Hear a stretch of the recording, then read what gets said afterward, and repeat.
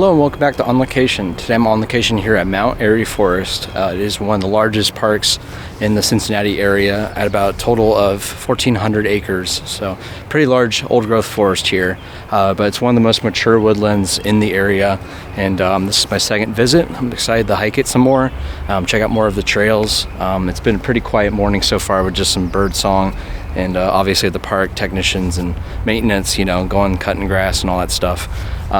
But also I'm looking mainly for spring ephemeral flowers right now because I've been seeing some really nice views of the lower canopy as I'm hiking through all these ridges and valleys in here in Mount Airy.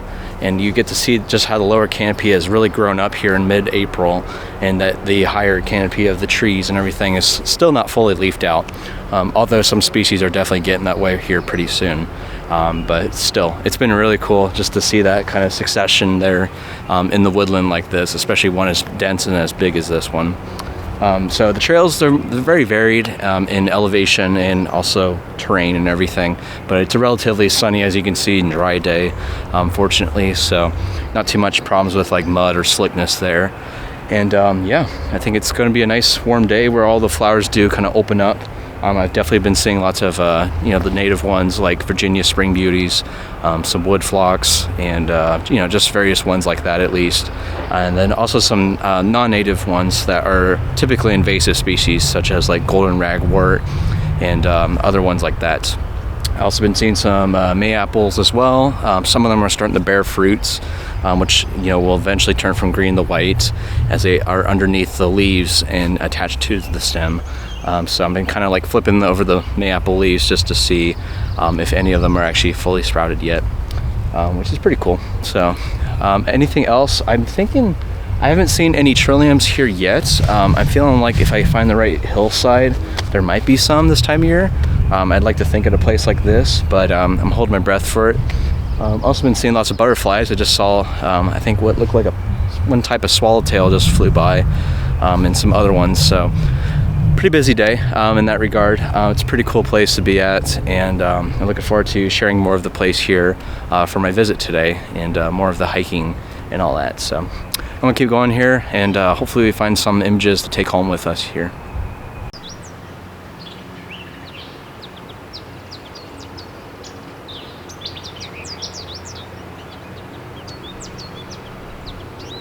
All right, so this is a pretty cool update. Since I'm not actually doing birds technically with this trip, but I did happen to hear, once you get really used to all the common bird species you hear year-round, wherever your location is, you get used to the calls and sounds. It's pretty easy to also pick up on sounds that sound a little bit different, which is a pretty good guess, as it could be a different species that you're not used to hearing. So I used the Merlin Sound ID app on my phone here, and actually got a wide-eyed vireo. And I think I did point it out, like I said, I don't have my telephoto lens, but I think it is up in this tree right here and kind of moving down to the brush and the lower canopy down here. But really, really cool bird to get here in early spring.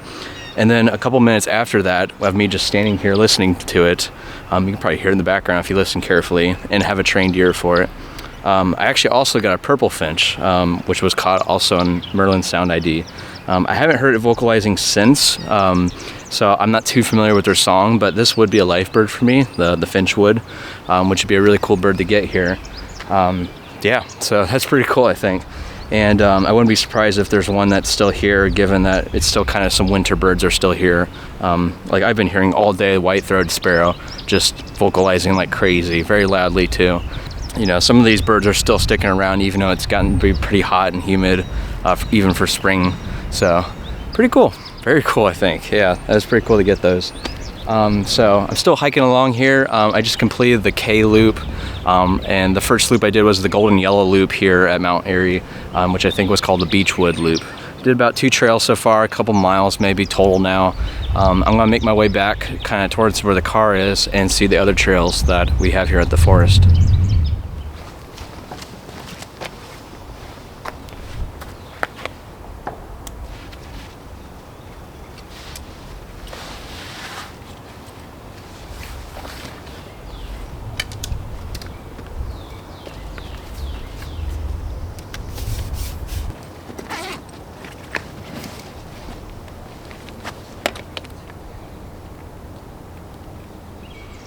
All right, so I finally settled upon a original kind of conceptual idea or a composition that I had earlier when I was hiking along here, along the Beechwood Trail, pretty early on in my visit here today.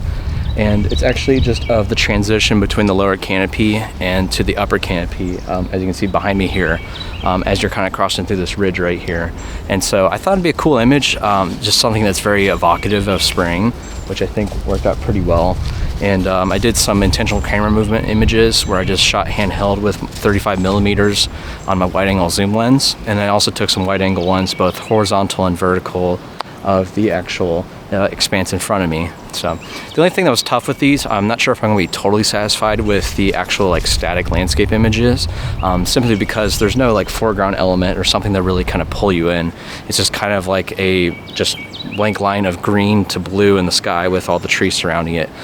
So it may kind of seem cluttered and maybe have no, I don't know, real purpose with it, but it just felt like a right image I wanted to take for this, given the scenario here.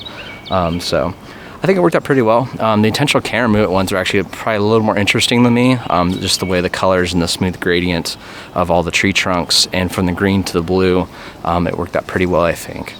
So, you know, using that, basically doing handheld, like I said, with the intentional camera movement. And for settings, I think for the landscapes, I was around f13 to get kind of far depth of field, just given how expansive and far away this is from my viewpoint right here.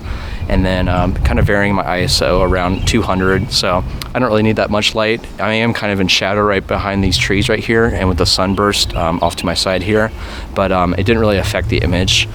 In fact, actually the sunlight I feel like really helped because it illuminated and really made these greens behind me here really glow, which was really cool.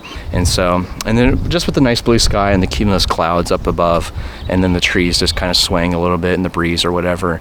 So I think it was a nice image. Did my shutter around, I think it was around 3/20th of a second, just because I kept it a little bit faster, even though I had it on stability like this tripod here, and on a 2-second timer remote trigger release, just because there's a little bit of wind going on right now and some slight breeze now as it's getting later in the afternoon. But I took up the camera again and I'm doing the wide angle.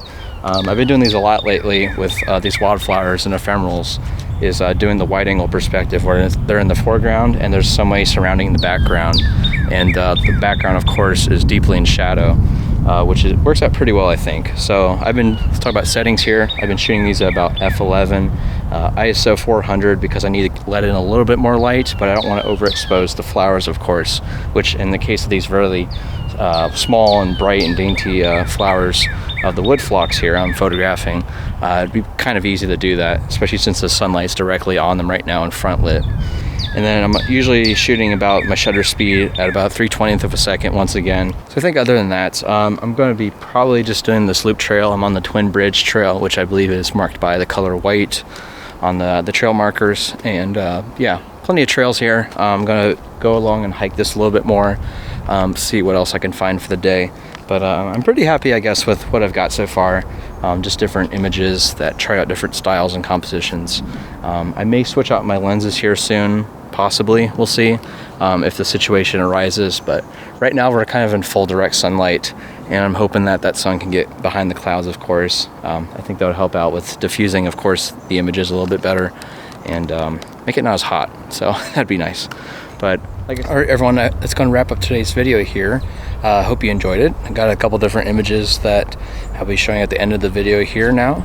And yeah, I think from here I'm going to drive around a little bit and just see what other kind of trails and trailheads they have to offer, and then probably check out the Arboretum if I can.